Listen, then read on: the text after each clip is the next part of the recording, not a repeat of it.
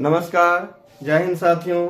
मैं कुलदीप सर अपने YouTube channel लक्ष्य एकेडमी पर आप लोगों का भरपूर स्वागत करते हैं। आज हम एक ऐसी ट्रिक पढ़ने जा रहे हैं जिससे आसानी से हम किसी भी ध्वनि को उच्चारण स्थान को समझ सकते हैं और सभी प्रश्नों को आसानी से हल कर सकते हैं।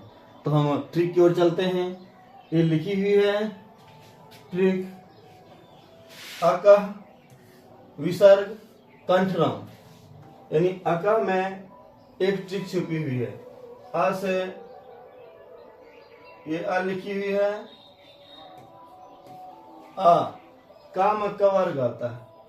क वर्ग आप लोग जान रहे हैं, का, ख, गा, घा, अंघा, ह, और यहाँ विसर्ग है, यहाँ विसर्ग है।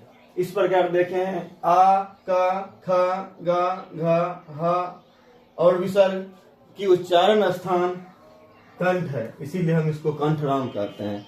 इनमें से जो भी ध्वनि है उसका उच्चारण स्थान कंठ से होगा। अगला लाइन है, इचियस भी है तालुराम। इसमें ई ई हो या दीर्घ ई हो।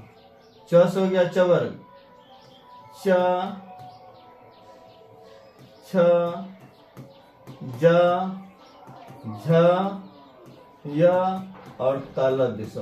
तालब से उच्चारण में तालु का बोध होता है, अर्थात ये इचियस यानी हर्षी दीर्घई च, छ, ज, झ, य और तालब दिशा का उच्चारण स्थान तालु से होता है। अर्थात आपका जीव ऐसे वर्ण के उच्चारण में जीव जो है तालु में सट जाता है, इसीलिए इसको तालव्य वर्ण कहते हैं। और ये आ, का, ख, गा, घ, अंघ, ह और विसर्ग के उच्चारण में हमारी आवाज या ध्वनि कंठ से निकलती है। इचियस से हम लोग समझ गए, इसका उच्चारण स्थान तालु है। इसके बाद रीटस, ये द नहीं है, ट है। रीटस, री में री और र ये दोनों आता है।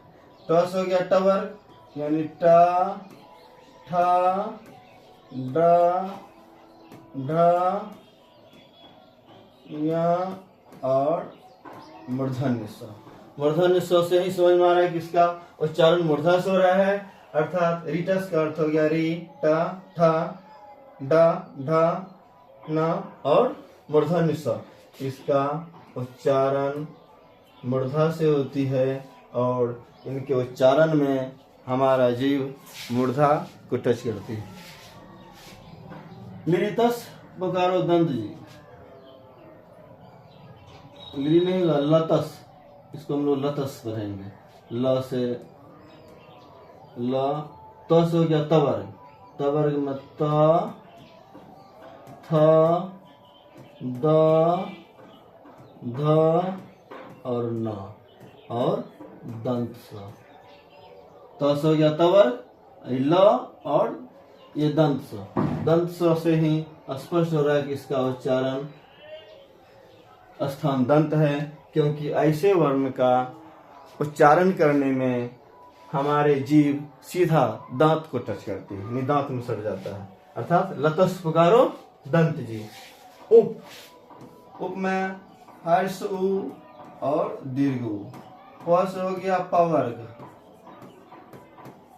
पवर्ग में आ गया पा, ह, ब, भ और म। कितनी आसान है, आप लोग समझ रहे हैं। उप, हर्ष उ, दीर्घ उ, पवर्ग में प, फ, ब, भ, म। यहाँ प लिखा है, इसका मतलब होगा पवर्ग। इनके उच्चारण में ओष्ठ की सहायता ली जाती है, अर्थात आपका दोनों ओष्ठ सट जाते हैं, इसलिए इसको ओष्ठीय वर्ण कहते हैं। तो पाते हैं ओष्ठ में। केवल व के उच्चारण में दंत और ओष्ठ दोनों का उपयोग होता है, यानी कि दंत और ओष्ठ, दंत और ओष्ठ दोनों का उपयोग होता है, क्योंकि वो बोलते हैं तो ओष्ठ भी सटता है और दांत में भी जीभ सटता है, इसीलिए व को दंतोष्ठ वर्ण कहते हैं। ये बहुत ही महत्वपूर्ण है, वह कई बार प्रतियोगिता परीक्षा में पूछी गई। इसके बाद है ए ऐ।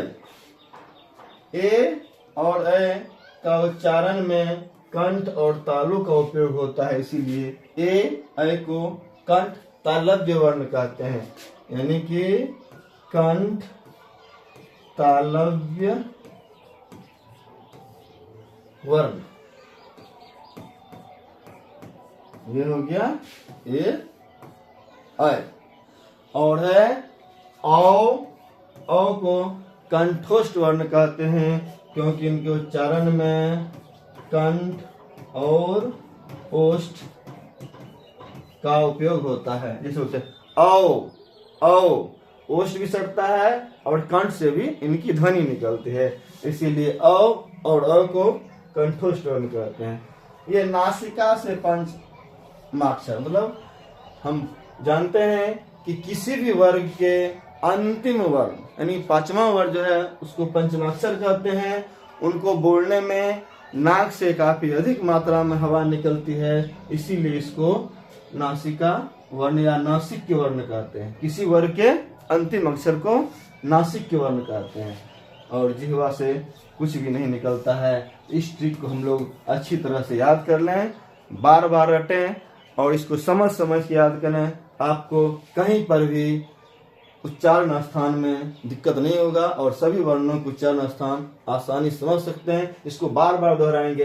अकह विसर्ग कंठ राम, इस यश भी है तालु राम, रिटस्य जानो मूर्धा जी, लतस पुकारो दंत जी, उप आते हैं ओष्ठ में, केवल व दंतोष्ठ में।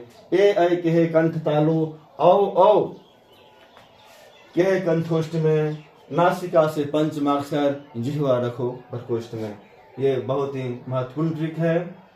हम अंत में कहेंगे कि ऐसे जो ट्रिक है इसको बार बार याद करके आप उच्चारण स्थान को सही सही समझ लेंगे। कहा भी जाता है कि लक्ष्य न ओझल हो पाए, लक्ष्य न ओझल हो पाए, दृढ़ निश्चय में रहे अटल, सफलता तेरी कदमों में होगी आज नहीं तो कल। लक्ष्य न ओझल हो पाए, दृढ़ निश्चय पे रहे अटल, सफलता तेरी कदमों में होगी आज नहीं तो कल। इन्हीं शब्दों के साथ जय हिंद, नमस्कार।